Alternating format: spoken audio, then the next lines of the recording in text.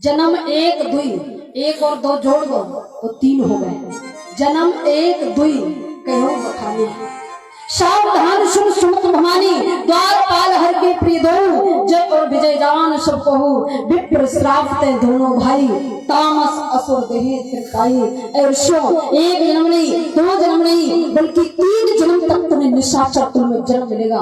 बार बार जन रूपी बंधन में बंधना पड़ेगा और बार बार जीवन रूपी यात्रा को तय करना पड़ेगा और बार बार मौत की पीड़ा सहनी पड़ेगी। ऐसा भयानक श्राप दे दिया। जो जन्म और मरण से मुक्त हो चुके थे, जो वैकुंठ के पार्षद, आज इतना भयानक श्राप लग गया।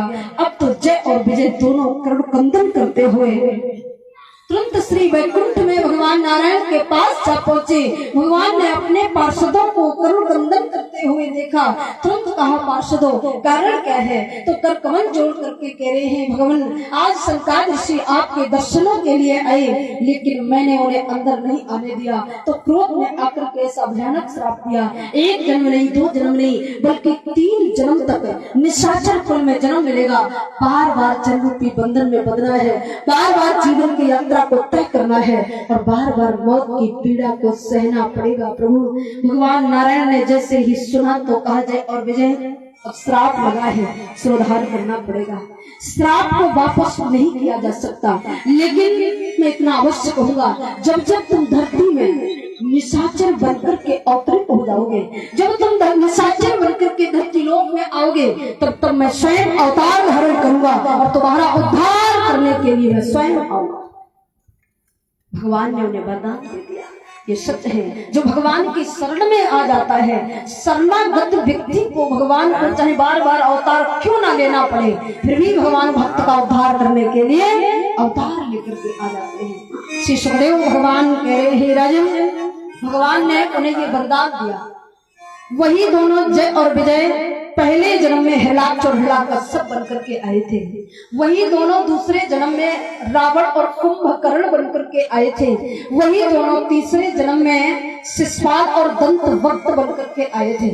पहले जन्म में भगवान ने बारह और नरसिंह अवतार धारण करके दोनों का संहार किया था। दूसरे जन्म में राम अवतार धारण करके दोनों का संहार किया। तीसरे जन्म में भगवान ने कृष्ण अवतार धारण करके दोनों का संहार किया था। अब ये हिरणाक्ष, हिरण्यकश्यप, रावण और कुंभकर्ण, शिशुपाल और दंतवक्त्र, ये कहीं और नहीं, हमारे भी अंदर है। ये तीनों हमारे अंदर भी बैठे हैं। जब तक भगवान का प्राकट नहीं, तब तक तीनों का हनन नहीं। ये तीनों है काम, क्रोध और लोभ है। काम, क्रोध और लोभ है। हिरणाक्ष और हिरण्यकश्यप ये लोभ वृत्ति है और रावण और कुंभकर्ण ये काम वृत्ति है।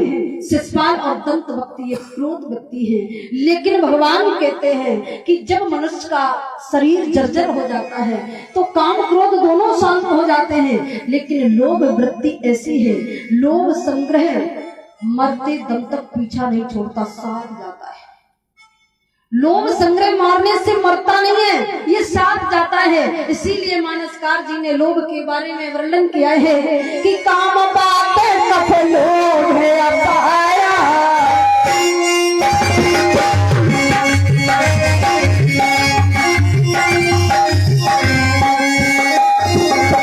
काम बात कफ लोभ है अपाया,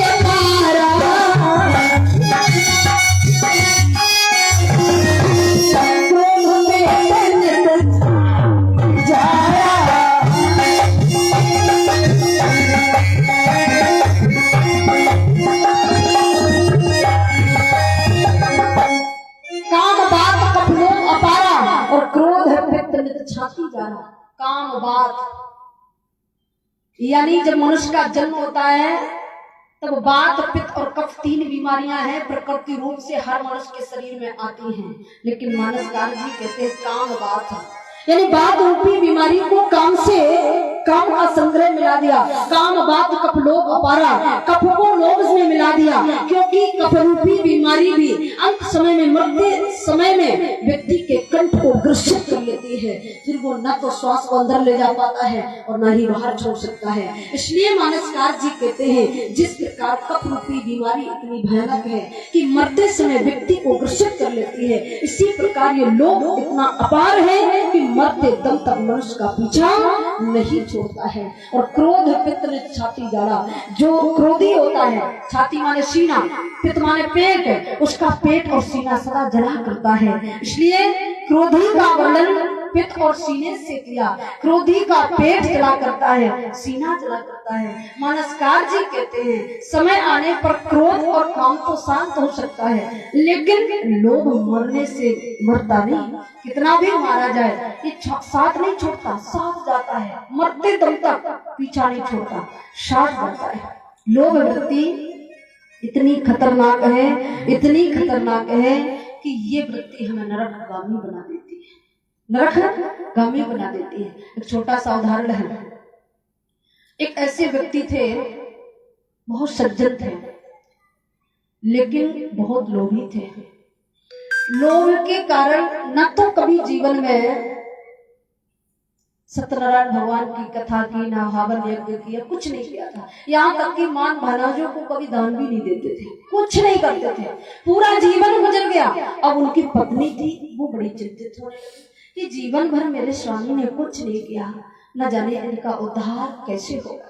एक दिन पत्नी ने अपने पति से कहा, स्वामी आप कृपा करके एक बार गंगा स्नान तक भी कर लो। उनके गांव से गंगा केवल और केवल 12 किलोमीटर थी, ज्यादा दूर नहीं थी, केवल 12 किलोमीटर गंगा जी पड़ती थी। पत्नी कहती है, स्वामी एक बार गंगा स्नान कर लो। पत्नी ने जब आग्रह किया तो पति ने स्वीकार कर लिया, बोले जीवन में कुछ नहीं किया तो गंगा स्नान कर लो। अब गंगा स्नान करने के लिए निकले। जब नगर से बाहर निकले, मैन मार्ग पर आए, अब देखा क्या अनेक बसें जा रही थी गंगा जी के लिए, ऑटो भी जा रही थी, लेकिन न तो किसी बस पर बैठे न ऑटो पर बैठे। क्यों? क्योंकि बिना किराए के कोई उठाएगा ही, अगर कोई उठा भी लेगा किराया तो मांगेगा। इसलिए न तो ऑटो पर बैठ रहे हैं और न बस पर बैठ रहे हैं, पैदल ही चलते हैं। और चलते चलते गंगा जी के घाट पर, गंगा घाट पर जाकर के उन्होंने देखा क्या कि गंगा जी के किनारे अनेक भक्त स्नान कर रहे थे, एक तो नहीं अनेक। कुछ लोग दान भी कर रहे थे, कुछ लोग अपने पितरों को तर्पण कर रहे थे। अब दान चंदी गंगा जी के घाट में नीचे उतरे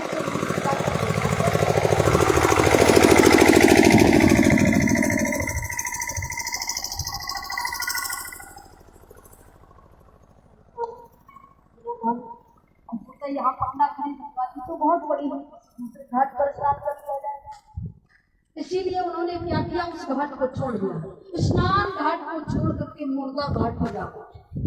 मुर्दा घाट पर देखा क्या, लोग वहां मुर्दे जला रहे थे, मुर्दे जलाने वाले लोग मिले। मुर्दा जलाने के बाद लोग स्नान करके तब घर जा रहे थे, सोचे यहाँ स्नान कर। लेकिन जब पास में गए तो मुर्दा जब लोग जला रही थी तो विधान करने के लिए वहां भी पंडा खड़ा था। पंडा के बिना मुर्दा का भी विधान नहीं हो रहा था। लोग दान दे रहे थे और इसके बाद में स्नान कर रहे थे। अब तो दानचंद जी ने सोचा पंडा तो यहाँ भी खड़ा है, दक्षिणा तो देनी पड़ेगी, बिना दक्षिणा के स्नान नहीं होगा। पूरी गंगा जी बहुत बाल्टी ना थी, जैसे ही तीसरे घाट पर पकड़ रहे थे वहाँ पर पंडा नहीं था। सोचे यार ढोलक बोला सब बजे आती थी, हवे का सिंदा की चल रहा है, तुम्हें का समझ रहा है। इतना लोड हुआ कि 3 भीतर की मोटर चल रही है ये भैया तो ना बाद निगाह टाड़े सफेद को कार हाँ स्टाफ 1 2 3 बस चौथे हम 5 चींटे छठा सैलिन तुम्हें तो 3 है, लेकिन जिस स्टाफ में यहाँ रह है नहीं सोता मतलब बेटा बाहर मंदिर को मैं दिखा था ना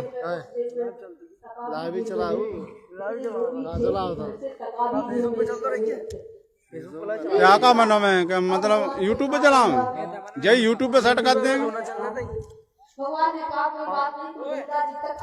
हाँ को ले जाओ कहाँ तक बात दीजिए एकदम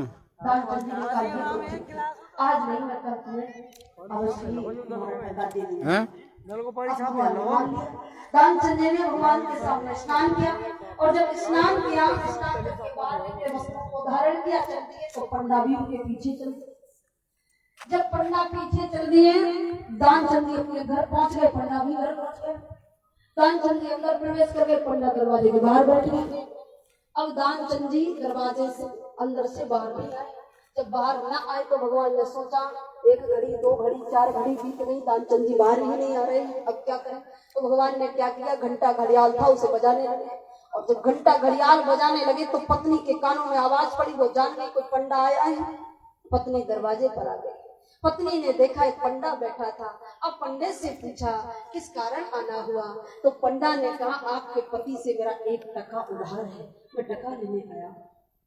जैसे ही कहा कि मैं टका लेने आया हूँ, पत्नी अंदर गई, स्वामी पंडा आया है, कह रहा है 1 टका उधार है, वो टका लेने आया है। तो दानचंद जी ने कहा उस पंडा से कह दो मेरे स्वामी की तबीयत बहुत ज्यादा बिगड़ गई है, आज टका ले। पत्नी बाहर गई, कहा मेरे स्वामी की तबीयत बिगड़ गई, आज भगवान ने सोचा अचानक क्या हो गया,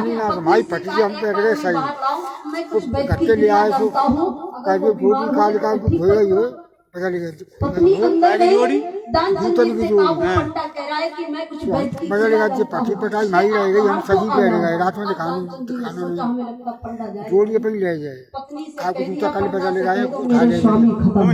दी गल डरे रहा को ना मेरेगा। हां 2-3 जोड़ी